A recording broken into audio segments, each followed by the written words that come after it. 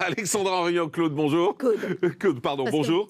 Excusez-moi, merci d'être en direction sur le plateau. Voilà, vous allez descendre en catastrophe, donc vous êtes remise sur le siège, ça nous a un peu troublé. Généticienne, alors vous me disiez, je ne suis pas organisatrice du mouvement de samedi, vous êtes une des figures en tout cas de ce mouvement.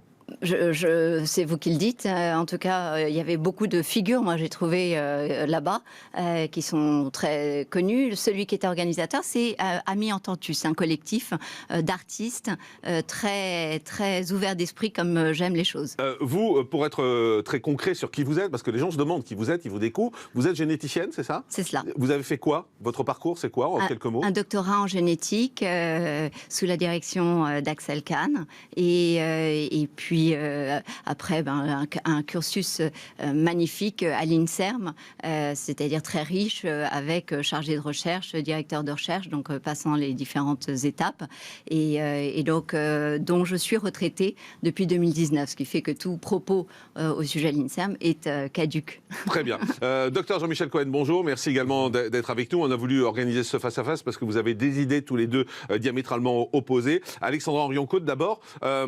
On a entendu des choses un peu surréalistes dans cette manifestation, avant de venir sur le fond. On a entendu Jean-Marie Bigard qui a prononcé des menaces de mort, qui a insulté des ministres. Vous désolidarisez de ces propos? Je n'ai pas à cautionner ou désolidariser de quelques propos que ce soit. Je pense qu'on est dans une démocratie encore un petit moment, j'espère. Et donc, en fait, ce n'est pas moi qui donne des tickets. C'est pas bien, hein, il ne faut pas dire ça, etc. Pourtant, vous intervenez, on vous voit dans la séquence, oui, on ne va pas la repasser, parce qu'il y a beaucoup d'insultes, ouais. Mais on vous voit dans la séquence aller vers lui plusieurs fois en lui disant pas d'insultes. Ouais, c'est ça. On ne souhaite pas la mort des gens non plus. C'est ça, exactement. Et en fait, c'est vrai que Jean-Marie Bigard est un humoriste vulgaire, comme il se définit lui-même. Donc on aime, on n'aime pas. Mais en revanche, effectivement, j'aime bien une certaine mesure, une certaine modération. Et donc, je trouve qu'il est beaucoup plus drôle quand il dit qu'il ne veut pas partir avec Agnès Buzyn en week-end que quand il dit... En même temps, parce que c'est vrai que c'est hypocrite. En même temps, il ne faut pas être hypocrite. Quand on invite Bigard à une manifestation, c'est uniquement pour utiliser le buzz qu'il est capable de provoquer, parce qu'il est connu, parce qu'on sait qu'il va provoquer... Alors je sais que vous donnez des leçons à tout le monde sur beaucoup de sujets, mais là, en l'occurrence, je ne suis pas organisatrice. Je traduis les faits. Voilà, il y a eu un communiqué de presse qui a été sorti par Amis Entendus, le collectif Amis Entendus, et je pense qu'il remettait bien les choses dans le contexte. Non, mais pour être très clair, vous reconnaissez pas dans ses propos. Voilà. Est-ce que vous me reconnaissez, vous, dans ses propos? Non, mais vous êtes avec lui, vous souriez, vous rigolez quand on vous voit sur la scène, donc on peut se dire... Je vais pas le buter. Non. Est-ce que tout ça décrédibilise pas finalement votre discours? Franchement, je tiens à ce que chacun puisse évoluer en parallèle. Jean-Marie Bigard, je ne sais pas, c'est des ordres, elle a l'air très renseignée sur le fait qu'il est alcoolique ou pas alcoolique. Ce que je peux vous dire, c'est qu'il ne sentait pas du tout l'alcool, que l'homme est très sympathique, parce que je l'ai rencontré du coup depuis pas longtemps, et que j'ai trouvé une très très belle personne, qui a peut-être souffert dans sa vie, beaucoup plus que moi en tout cas, et qui a une liberté de parole, avec un vocabulaire qui n'est pas le mien d'aucune façon. Ma question, c'est est-ce que ça ne décrédibilise pas vos propos? Vous êtes généticienne, vous avez un parcours, vous nous l'avez rappelé avant, se retrouver à côté de quelqu'un qui vient hurler... C'est possible que ça décrédibilise, comme vous dites, ce que j'ai à dire. En tout cas, ce qu'il y a de sûr, c'est que là, vous voyez, je suis sur un plateau, à une heure absolument colossale d'enjeux pour l'avenir de nos enfants. Effectivement, je préférerais qu'on parle de cela, et uniquement de cela, plutôt qu'un humoriste vulgaire. Un humoriste vulgaire, on sait qu'il manie l'humour dans la vulgarité.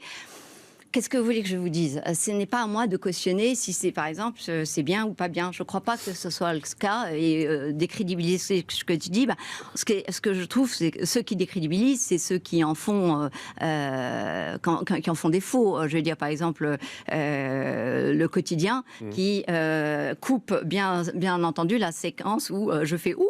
ouh, quelle joie de vous voir ici. Ah, j'ai dit quelle joie de vous voir ici, je ne les ai pas hués, et donc du coup, dans la foule, ils ont plutôt applaudi, etc. Parce qu'en fait... quand vous parlez à quotidien, alors voilà. on précise, que les gens qui n'ont pas vu la séquence peut-être, à un moment donné, vous adressez à l'équipe de quotidien. C'est ça, c'est-à-dire qu'effectivement, ils mettaient une sale ambiance, hein, je vais dire les choses comme elles sont. Donc voilà, donc en fait, il y a quand même un démontage systématique. Il y avait des gens sur scène remarquables, il y avait le professeur Philippe Poindron, qui est quand même, je vais dire, une sommité en la matière. Il y avait, il y avait le docteur Catherine Frade. On était à un certain nombre de professionnels qui ne sont pas des rigolos. Voilà. C'est le mélange des genres peut-être qui n'était pas le meilleur. Quand vous répondez à Amis Entendus, qui est un collectif d'artistes, vous vous attendez pas à être qu'avec des collègues. Donc effectivement. On en vient au fond ?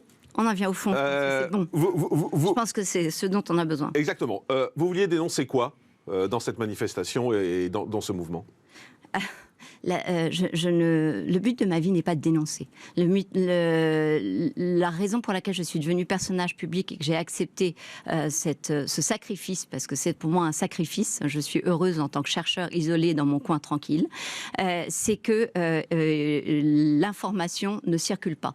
On a bien vu pendant ça fait à peu près 1 an, j'ai été invitée qu'une fois chez vous, j'ai été invitée une fois ailleurs, c'est tout. Est-ce que c'est normal ? Alors que je pense que j'ai une appréciation sur les thérapies géniques à ARN et sur notamment cette technologie qui est utilisée, qui mérite peut-être que les Français soient au courant. Alors, je voudrais qu'on soit concret. Première question, très simple, très claire.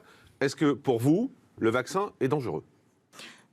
Alors, très clairement, le vaccin montre non seulement son danger, son absence de nécessité et son absence d'efficacité. Donc je résume, pour vous le vaccin est dangereux, n'a aucune nécessité, voilà, et n'a pas d'efficacité.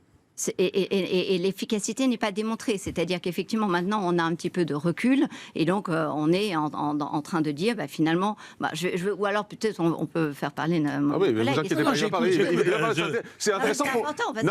C'est aussi important. Je pense que personne ne détient la vérité. Bien sûr, non, mais ce qui est important, c'est que je débattre. Vous avez exactement. Non, mais juste Alexandra Henrion-Claude. Le vaccin empêche la contamination. Mais bien sûr, madame, on a des témoignages, c'est-à-dire qu'on a des témoignages sur le terrain, madame. On a des témoignages sur le terrain. On a vu 2 choses. On a utilisé à un moment donné le confinement, qui est une technique moyenâgeuse pour empêcher la circulation du virus. Quand on a pu vacciner, c'est ce qu'on observe depuis 1 mois et demi, 2 mois, on a vu régresser le taux d'hospitalisation, le taux de contamination et en même temps le taux de décès qui est en train de diminuer. Je ne parle pas pour moi là, je dis simplement je constate les faits. La deuxième chose, on a un pays qui a servi d'exemple. On en a 2 en réalité. Mais on a un pays qui a servi d'exemple, ça a été Israël. Aujourd'hui, on a moins de 50. On a moins de 50 contaminés en Israël. Après une période de confinement, par jour, pardon. Après un pic de mortalité qui a été qui n'a pas été le plus élevé du tout. Enfin, vous plaisantez ou non ? L'histoire du Covid du pays. Mais arrêtez. C'est ça votre problème, madame. C'est que vous dites des choses fausses. Nous, on essaye de discuter avec vous. On vous donne des éléments qui sont tangibles, qui sont publiés. Alors pourquoi est-ce que vos éléments sont en contradiction totale avec ce que M. Castex peut nous dire, M. Fischer peut nous dire, ou M. Salomon peut vous dire? Vous venez de me dire que le vaccin empêchait la contamination. Sur quoi vous vous basez pour dire cela? Madame, la seule chose sur laquelle vous avez raison, c'est que nous sommes à peu près certains que le vaccin empêche la contamination. Nous n'avons pas aujourd'hui l'étude scientifique, en tout cas elle est en cours de réalisation, et notamment aux États-Unis, pour savoir si ça empêche la contamination. Mais on connaît, on a l'expérience des autres vaccins. Donc on a l'expérience des autres vaccins, madame. On sait par exemple qu'on a quasiment plus de diphtérie en France. On est en train d'éradiquer la rougeole progressivement. On n'y arrive pas parce qu'il manque un taux de vaccination suffisant. On a éradiqué des tas de maladies grâce à la vaccination. On le sait ça. Et quand vous parlez des ARN messagers, et vous dites, vous, généticienne, je vous ai entendu dire, l'ARN messager va déformer l'ADN. Comment une généticienne peut dire ça? Vous vous êtes revendiqué d'Axel Kahn, mais Axel Kahn vous a non, alors je ne me revendique pas d'Axel Kahn. Je dis que j'ai fait mon école auprès d'Axel. Il est très déçu. Mais il est peut-être très déçu, mais j'espère que nous allons pouvoir nous voir avant qu'il ne nous quitte, parce que je crois que ça serait sain d'apaiser, parce que surtout s'il est en départ. Donc, ne mélangez pas tout, s'il vous plaît. Vous dites de vous-même que finalement, nous n'avons pas de preuve qu'il empêche la contamination. Donc nous faisons déjà un preuve, parce que 2 secondes avant, vous avez dit mais si, il empêche la contamination. Ah oui, mais c'est important d'être honnête. Alors que moi, je me demande pour qui ou pourquoi vous roulez. Maintenant, empêche-t-il de retomber malade ? Alors, probablement qu'il empêche de retomber malade, mais il n'empêche pas la recontamination. Cette recontamination, elle se provoquera probablement d'une façon légère, avec un indice de forme de risque grave qui est nettement diminué par rapport à quelqu'un qui serait contaminé pour la première fois. C'est-à-dire, ce que vous nous dites, docteur, pour être très, très clair et pour comprendre, c'est-à-dire que pour vous, le vaccin n'empêche pas de rattraper le Covid, mais simplement, il empêche de faire une forme grave. Déjà. C'est ça. Déjà. Vous êtes d'accord avec ça ou pas ? Mais non, parce que dans la mesure où, en fait, ce qui nous intéresse, c'est de ne pas retomber malade, quand même. Je veux dire, en fait, si jamais, en plus, il va y avoir... C'est surtout de ne pas mourir. Oui, hein. Oui, mais enfin, quel que soit le moment où on le rencontre... Si vous perdez juste le goût une semaine, c'est pas très grave d'avoir le Covid. On est bien d'accord. Mais en fait, moi, je suis pas...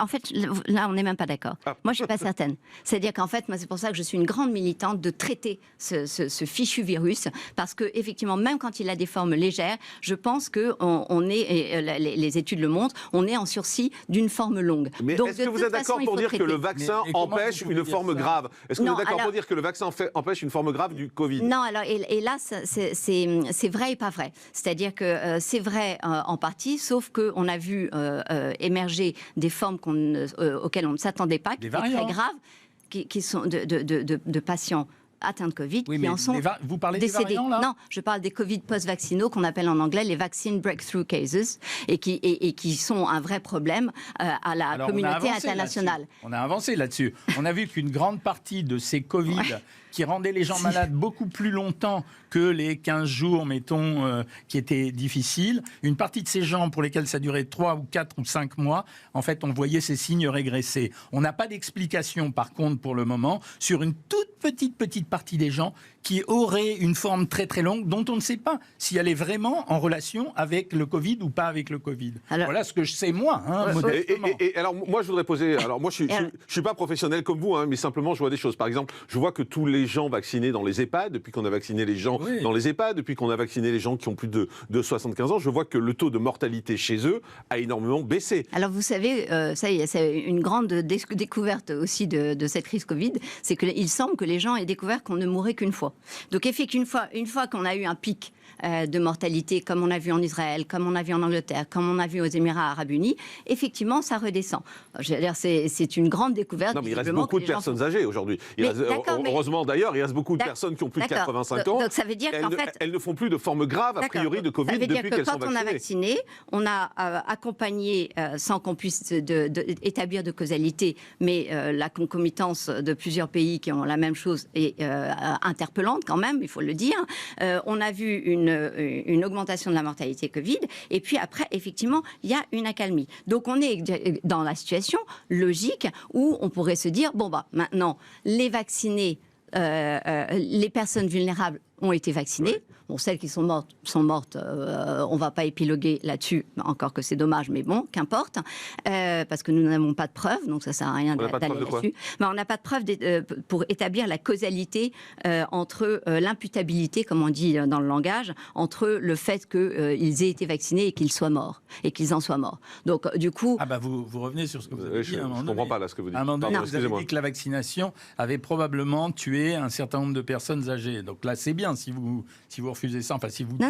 J'ai dit qu'il y a une concomitance des choses. C'est-à-dire que d'un côté, on a eu des campagnes de vaccination massives, et que dans chaque pays où il y a eu campagne de vaccination massive, il y a eu le pire pic de mortalité Covid. C'est une observation récurrente. J'ai compris. Vous voulez dire qu'en fait, les vaccins sont arrivés après que les gens qui devaient mourir devaient mourir. Ah bah ça, c'est ce que vous dites, sauf que c'était c'est dans les semaines qui ont suivi la campagne de vaccination. Que dès lors, une fois qu'ils sont morts, nous sommes dans une situation où, effectivement, ceux qui ont été vaccinés ont été vaccinés. C'est les plus vulnérables dans tous les pays, globalement. globalement. Hein. Et donc, en fait, pourquoi est-ce qu'on vient nous foutre les enfants dans le sujet? On n'est pas encore sur les enfants. Là, attendez, on va y venir. Mais honnêtement, pour moi, la gravité, elle est là. Non, mais il y a quelque chose d'important pour vous, c'est qu'hier, l'Académie de médecine a recommandé qu'on aille vers une vaccination obligatoire, à commencer par certaines professions, et qui recouvrent des millions de gens, hein, on va le dire, parce que quand on prend la liste des professions concernées, c'est beaucoup de gens. Et on va dire les choses. On vous a envoyé le message, je crois, hier, vous disant ça, et vous êtes tombé de votre chaise. Ah oui, en fait, j'ai une envie de pleurer en permanence. Je vais vous dire les choses telles qu'elles sont. C'est tellement grave. D'abord, on est dans une situation absolument sans précédent de hors-la-loi.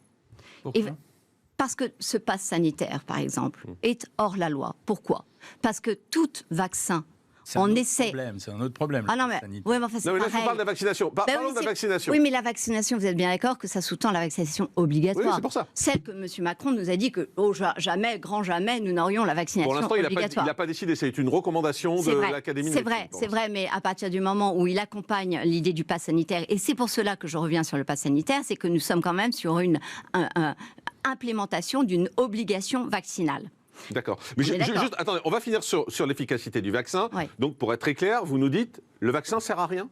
Non, alors, un vaccin sert à rien. Ça ne veut pas dire... le vaccin n'a pas démontré l'efficacité qu'on aurait souhaité qu'il le montre. Mais est-ce qu'il sert à quelque chose? Est-ce qu'il sert à quelque chose non, mais ça, c'est pas une blague, c'est chiffré. Par exemple, quand un vaccin est accompagné de 14 à 15 fois plus d'effets indésirables graves que dans n'importe quel autre vaccin, on peut se poser des... Mais si, c'est les données du VRAS. Tous les effets secondaires sont répertoriés aujourd'hui par la pharmacovigilance. Vous racontez partout qu'il n'y a pas de pharmacovigilance sur ce vaccin. Alors, l'ANSM vous montre tout est répertorié. Qu'un quart toutes les 4800 mais de quels effets vous parlez? Dites-moi les effets. Alors, il y a différents. Il y a la mortalité.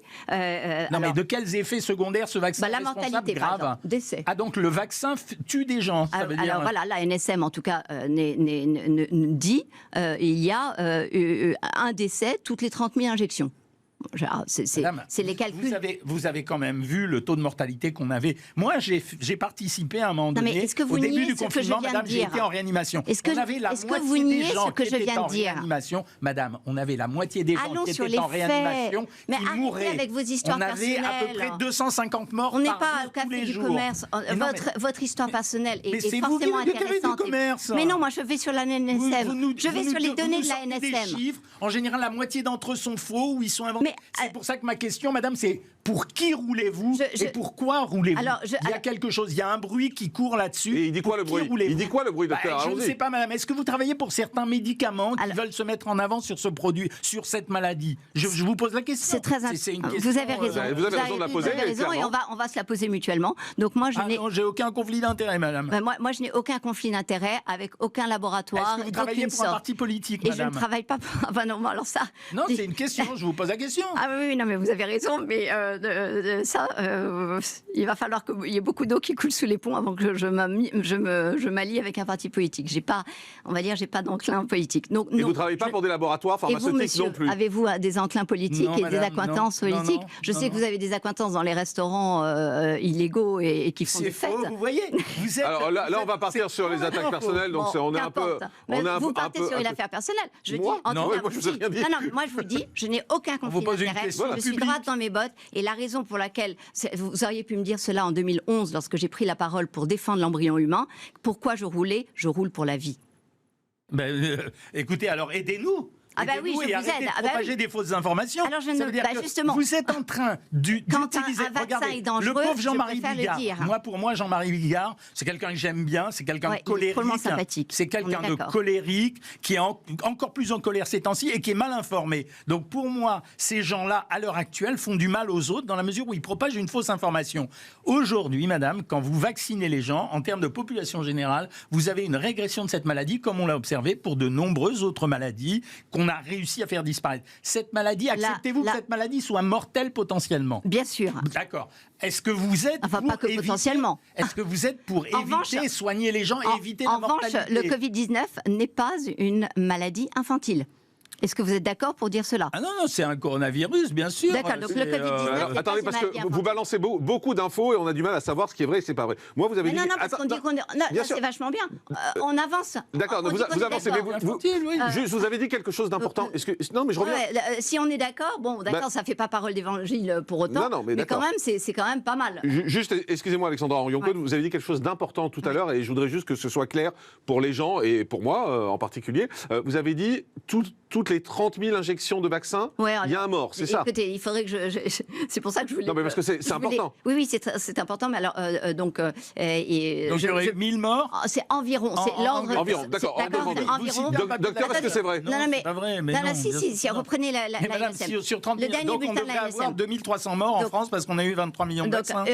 On est sur un décès, donc je le dis de mémoire, effectivement, j'aurais voulu prendre mon téléphone portable pour vous dire en vrai. Un décès toutes les 30 000 injections, une hospitalisation toutes les 15 000 injections et un effet de maladie au long cours toutes les 4 000 et ce serait dû au vaccin, pour être très clair. C'est l'ANSM qui rapporte ces chiffres-là, c'est-à-dire qu'effectivement, à chaque fois, ils sont obligés de dire, voilà, on a tant de décès dans les vaccinés, on a tant d'hospitalisations dans les vaccinés, on a tant d'effets secondaires au long cours dans les vaccinés. Donc c'est cela qu'ils rapportent. Après, établir encore une fois l'imputabilité au vaccin, ça n'est pas... Voilà, merci beaucoup. Ça veut dire que donc il n'y a pas d'imputabilité au vaccin. Mais si, à partir du moment... Alors là, on va aller plus loin, on va aller sur les myocardites, qui est l'événement sur lequel... Oui. C'est l'événement sur lequel, pardonnez-moi, on est le plus avancé en Israël. Il y a eu 34 myocardites.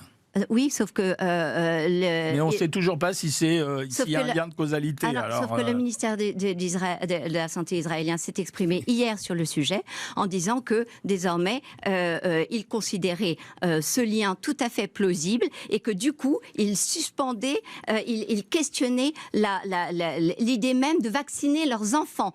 Donc, on a avancé depuis les 60, les 50 sauf qu'à l'heure actuelle, ils vaccinent les 12 à 16 ans en Israël. Justement. Donc je ne sais pas encore une fois d'où vous sortez votre... C'est ça qui est ennuyeux. Le problème, Alexandra Henrion-Cône, moi quand je vous écoute, oui, tout qui est sourcé, mais j'ai l'impression qu'en fait vous vous appuyez sur des questionnements, en fait, sur des études en cours. Ça, c'est le chercheur. Voilà. Oui. En fait, vous vous appuyez sur des questionnements et vous semez le doute sur des questionnements et pas sur des études. Vous voyez ce que je veux dire? C'est ça qui est troublant. C'est la stratégie des conspirationnistes. Je vous en prie. Mais non. Non, mais je vous le dis poliment, enfin, je vous agresse pas quand je dis ça. Quelle conspiration? Qu'est-ce que je suis en train de on ne comprend pas votre intérêt. Je cherche à comprendre votre intérêt. La vie, on l'informer en réalité. Mais non, vous la protégez pas. Vous savez très bien que à partir du moment où vous n'acceptez même pas le fait que l'ANSM rapporte un certain nombre de choses... Vous balancez un nom, en général d'un organe scientifique, vous associez un chiffre dont vous dites après qu'il est approximatif. Tous ces chiffres sont identifiables. Je vais du coup faire un tweet. On vérifiera, madame. Je vais faire un tweet tout à l'heure. Et la causalité, surtout. Donc tout ce que je dis est... oui, mais il y a beaucoup de questions. Ce que je veux dire, c'est qu'il y a beaucoup de questions qui sont présentées comme des affirmations. C'est ça qui est gênant dans votre discours, en fait. C'est pour cela que mes tweets sont formidables. C'est parce que vous cliquez sur le lien et vous avez toujours le lien sur ce sur quoi je m'appuie. Donc, par exemple... Mais vous appuyez sur des questions. Non, je m'appuie sur les questions du ministère de la Santé israélien qui dit hier, écoutez, mais à partir des questions, vous en tirez des faits. Il y a probablement un lien entre les myocardites chez les jeunes hommes qui sont en train de se faire vacciner.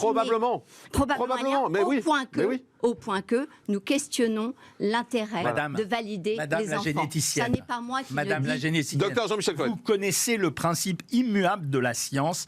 Tout ce qui n'est pas considéré comme vrai doit être considéré comme faux. Vous devez le savoir en tant que généticienne. Donc ça signifie qu'un bon scientifique doit douter. Un bon scientifique doit douter. Non, mais vous ne pouvez pas affirmer. Oui, c'est ça. En fait, vous partez des doutes pour faire des affirmations. Il doit pouvoir changer d'avis. Oui, absolument. Mais on doit pouvoir le faire. Un bon scientifique et doit faire preuve d'honnêteté. C'est pour ça que je reste toujours ouverte d'esprit. Mais sauf que vous propagez sur des questionnements une rumeur de fond qui fait qu'une certaine partie des gens qui ne sont pas informés, qui ne sont pas aussi informés que moi, ne vont pas se faire vacciner et en même temps prennent le risque de se retrouver dans une situation catastrophique. Ils auront probablement raison de ne pas le faire. Oui, mais ça c'est votre avis en fait. Et ça va à l'inverse de tout ce que disent la plupart des médecins et des scientifiques. C'est ça qui est gênant.